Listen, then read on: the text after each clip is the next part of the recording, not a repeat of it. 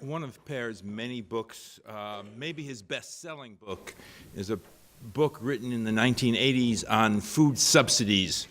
That book, as with many issues and many policies, for a while it got eclipsed in the sense that food subsidies became less important, but I think it's coming back in the global planning, particularly either in terms of food price subsidies directly or in terms of cash transfers, which is still related in the sense that it is a means of getting resources to the poor. One way of looking at this is in terms of how do you make such programs sensitive to nutrition. The importance of this was illustrated in the recent Lancet series on nutrition, where they modeled the impact of 10 proven effective nutrition interventions. And they found that if those interventions were scaled up to cover 90% of the poor, that would address 20% of malnutrition, of stunting. Now that's at the margin. The programs are more successful in general, but moving from where they are now to closing the gap would address 20% of the existing malnutrition. That is an improvement, but it's clearly not what we would desire. We'd desire more. And one way of addressing those is with nutrition-sensitive interventions. Now, what I mean by nutrition-sensitive intervention is a program which has other objectives, but includes in it some nutrition goals as well, and often at a scale that can address large populations to get to the underlying determinants of malnutrition. I'm sure most of you know the standard model of nutrition, which looks upon food security, health, and child care, driven in part by income, driven by education. So there are many ways of addressing the nutrition sensitive. Agriculture is clearly one, transfer programs, education, sanitation. And one of the reasons for these is their scale. They reach large numbers of the poor. They often enhance the empowerment of women, and they can be a platform, in many cases, for nutrition-specific interventions as well. The one that I'm focusing on here would be through transfer programs. Transfer programs clearly increase the consumption, the income, the purchasing power of the poor. This graph here illustrates the relationship. This is based on cross-country data, but the same thing can be found looking at household data within any country.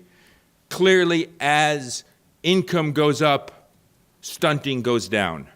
Now, you might notice there's I don't have a pointer. This is the speed that poverty goes down.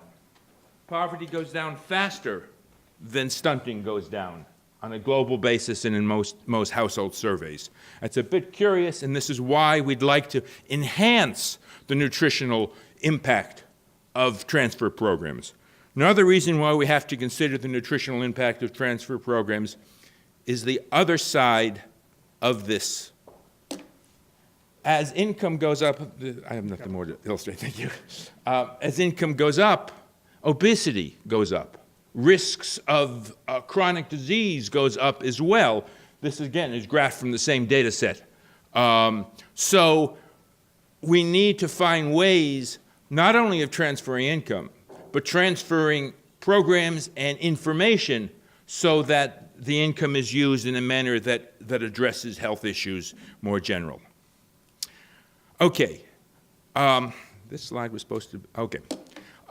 Anyhow, the outcomes that we're looking for, there's a range of outcomes. We've been looking at the MDGs for 15, 20 years now. They're based on, as you know, weight for age, which is now, it's the easiest to measure in large scales and in household surveys. It is not necessarily as sensitive to nutrition issues as stunting. In particular, it may be that Weight for age after the age of 2, actually, if you're trying to increase weight for age past 2, you might be running a greater risk of obesity. Weight for height is a very good indicator of risks of mortality, again, under 2 more than later. But I also want to lay out the issue that perhaps what we're really looking for is a larger concept of child development, which includes cognitive skills, future productivity, in which nutrition is an indicator and an input to, but only part of the larger picture. Okay, now, how are social protections? I obviously transfer income. How are they performing in general? Roughly 1 billion people are currently receiving transfer programs in low-income countries. This is something, a few years ago, may have been inconceivable. Many countries believed that it was only middle-income countries or upper-income countries that could afford such transfers. After the crises, the food price shock about 5-6 years ago, followed by the financial shock, that changed, and many donors are more willing to contribute to these programs. Some of these programs can increase the household consumption by 20-30% for the lowest decile, a fair amount. Also, it's been these programs can very much be on scale. Brazil and Mexico, middle-income countries, reach a sizable share of the poor at a relatively small amount, 1.5% of GNP. Ethiopia, the second largest transfer program in Africa, reaches at least 10% of its population in a transfer program. Now, the impact of these, obviously, it increases consumption. There's little question of that. They usually are well targeted. Again, little question on that on a global basis. Some leakage, of course, but on general, fairly well targeted. They also enhance the utilization of health services. Most studies will show that they increase visits to clinics, immunization rates, participation in vitamin A campaigns, and so forth. What's a little surprising is global evidence, on average, shows very little impact on anthropometry or anemia. This is done either conditional or unconditional transfers. Meta-analyses show, on average, that there is not that much change in this major outcome that we're looking for. However, there's also heterogeneity. It's been shown that the younger children, poorer populations, often the longer they're in the program, that there will be an impact on anthropometry. Also, at least some evidence that when the transfer, which is to the household, is accompanied by child-specific supplements, either for micronutrients or, in the case of Mexico, macronutrient supplements, that the impact will be greater. Okay. Sorry, I'm seeing where I am. I can't read the slide in front of me. I don't have my glasses. Okay. Why is it that this has been a modest impact? Well, it's a little harder to explain a modest result than to explain a clearly strong result. There's a couple of speculations that Marie Roel and I have made as part of this Lancet series, partly because the transfer programs we're looking at are based on poverty, not on the age group necessarily that are most malleable to nutritional impacts, because that's not their only goal. That's one of the reasons why this may be a modest impact. Also, most of the evidence to date comes from middle-income countries. Latin America, many of the populations have lower rates of malnutrition than you'll see in Africa or South Asia, and therefore, again, you're not going to see as much movement at that levels of malnutrition. And again, they are not targeted to the 1,000-day period that is responsive to programs. Also, and this is a major concern, I mentioned that there is an increase of utilization of health services, but if the quality of those health services is poor, you're not going to see much impact of those. And in many cases, they monitor child growth, but they don't counsel. They don't provide growth promotion at these services, or the services, the clinics and so forth. They'll give the inoculations, but no further counseling towards child care.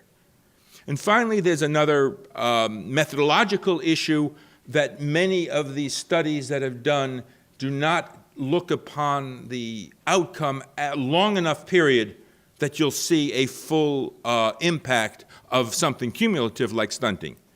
Often you have only a certain period before your grant runs out. By the time the program's up and running, you don't have much time to look upon the impact. This is a common problem with impact evaluation in health as well as in education.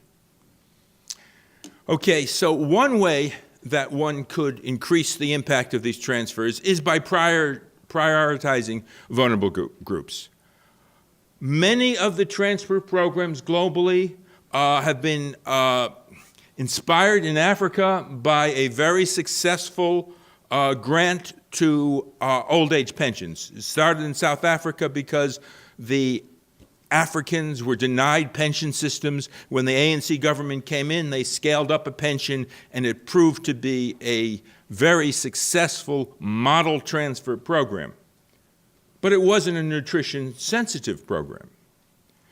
And it has been used as a model in much of southern Africa because it's so good, and based in bit on a fine study by Esther Duflo, which showed that if the transfer went to a woman who is looking after grandchildren, and that grandchildren is a daughter, you would get a nutritional impact on that daughter.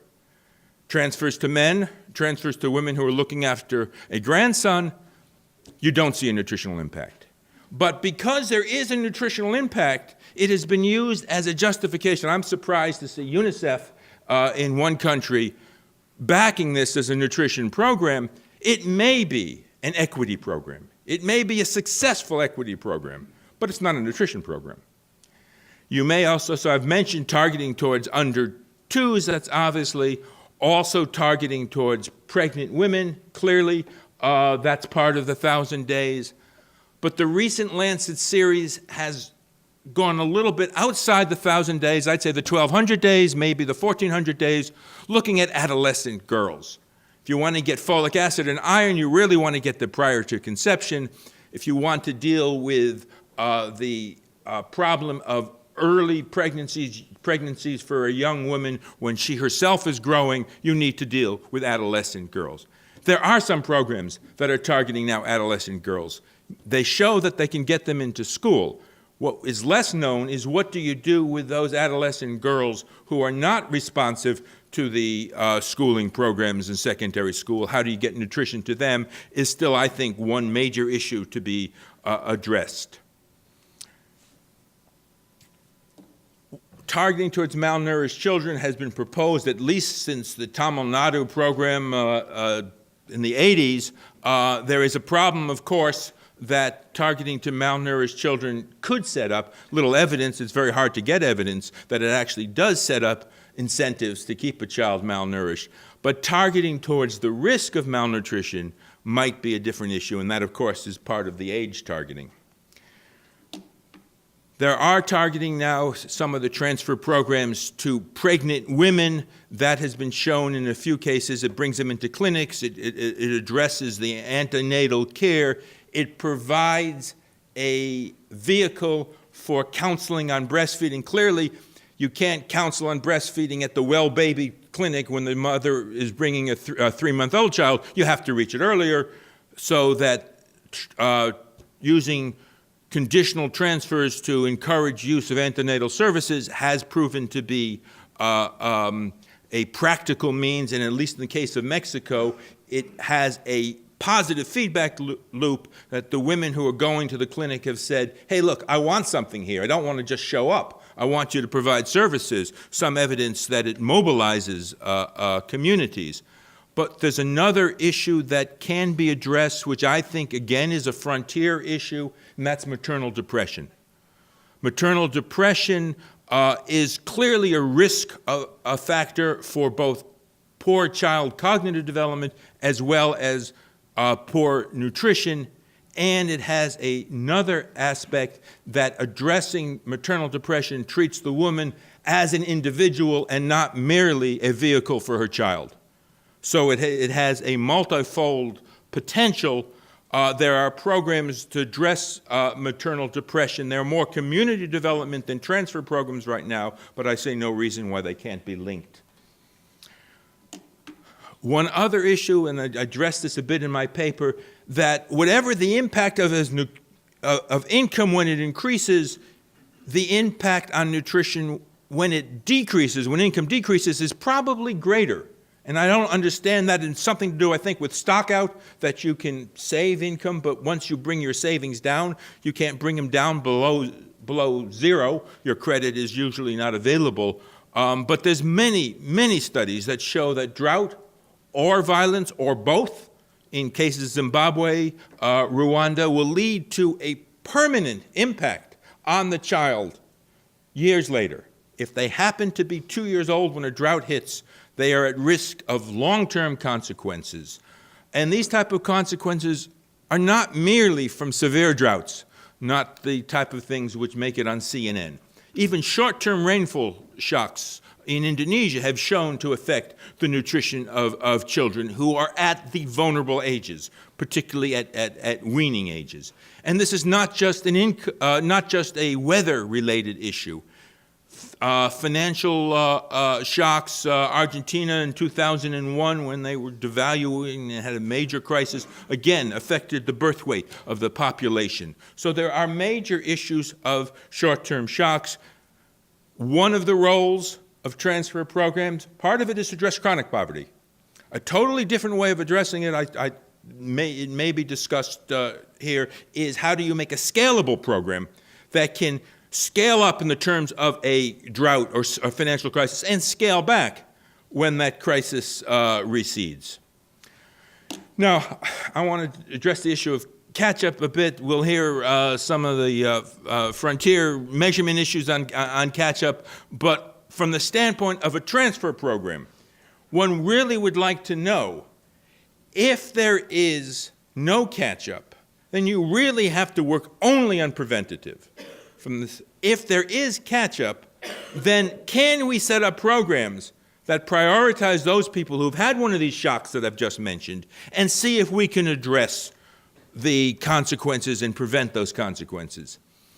There is, at this point, little evidence on such type of addressing. Clearly, adoption, if you're 18 months old or 2 years old and adopted into a prosperous community, but that's a very special case, and that's clearly not a scalable program. But there is some evidence coming out of the Young Lives Project that even school feeding, a bit to my surprise, in public works, can reverse some of the consequences of a previous drought. But another way of looking at it, going back to my point about the cognitive development, even if you cannot reverse stunting, and as I said, I think the jury's out whether that's possible, although the closing arguments have been pretty strong that it's not possible, but it might be. But it is clear that you can address the cognitive impairment that comes with malnutrition to a degree. Maybe not close at 100%, maybe close at only 80%. There's a bit of a problem that's very expensive. There is evidence from Jamaica, from Colombia now, from Bangladesh, that if you prioritize regular visits to the household of malnourished children, you will close some of the cognitive gap. But as I said, is that a scalable program? Can that be done through transfer programs? That's still not known. I mentioned emergencies, and can we use it as a preventative measure? There is still a fair amount of transfer programs for emergencies. That is much less in cash than other programs. There are some cash programs after the tsunami in Sumatra, but in general, you look at the Philippines now, and they aren't bringing a cash program in, they're bringing in food. And a far amount of the food assistance in the world now is for emergencies. But these programs are rightfully addressed towards household food security. Is there evidence that you can target towards the children who are at risk there? There is now only mixed evidence, but some, that lipid-dense nutrient supplements included with the household transfers will prevent malnutrition among the children. As I said, at this point, the evidence is still sketchy. It's not an easy thing to study because there are emergencies. You don't get your grant and come in and put your baseline in and follow up in the emergencies. But there's some evidence on this. Which brings back the perennial problem of cash versus in-kind. Long before I was even in grad school, there were books on food aid. Is that a good thing, or do we do cash transfers to the country? It's coming back. These questions come back in part because we now can do cash very well. As I mentioned in my paper, I have seen cash transfers delivered through electronic transfers in northern Kenya to pastoralists using solar-powered readers and smart cards with fingerprints embedded. Now, Kenya has one of the most advanced cellular phone systems in Africa, but the point is cash transfers are easier to do now than they've ever been, and they are scaled up. But still, there are food transfers, and a question has been done, how do they work? IFPRI, as well as other institutes, have done a series of recent research projects on cash versus in-kind, and what they find is it depends. It's context. How much difference it makes depends. The one generality that they can get from this research is that it is cheaper to deliver cash. That's easy. Which one gets diet diversity depends a bit on how people store grain, on whether the cash is used for school fees or other fees, but they both are relatively good at food security on the average. As I said, the major issue has to do with costs. School feeding is one type of cash transfer that's widespread. Roughly 130 countries in the world do school feeding at some point or another. It's clear that school feeding enhances education. There's no question it brings people into school. It keeps absenteeism down. It's a little less clear how much people learn additional because they have meals, in part because it also distracts from teaching a bit. And they may also affect nutrition because bringing women into school means that the next generation will have more education and be better caregivers. That's been shown too. But it doesn't have a major impact. It's not the right target group for nutrition. It does turn out that sometimes, a lot of times people working in school feeding say, oh, we don't want them to bring it home. In fact, if it brings it home, it often goes to the little sister, who is in the 1,000-day period and is perhaps the one who's most nutritionally vulnerable. I've found evidence from Burkina Faso that that's what happens. Another way school feeding may affect nutrition is if it's fortified, particularly addressing anemia of adolescence again. One of the issues, though, school feeding is trying to go much more to what's called homegrown school feeding. They don't mean a school garden. They mean buying the food domestically, maybe in the community, but at least within the domestic trading system. That has many advantages. It does make it harder to fortify. It makes it harder to include micronutrients within the school meal. It's not impossible. There are ways that it can be done on small scale. It doesn't have to be on a centralized mill, but it has to be considered. Okay, just the final point, just summarizing these points. Targeting better to malnourished children, or risk of malnourished, age-based targeting, may enhance the impact of social protection transfer programs, including a nutrition-specific goal to monitor in certain situations will also have an impact, and coordination between ministries will allow for nutrition-specific interventions to use the same delivery mechanisms that nutrition-sensitive interventions use. Thank you.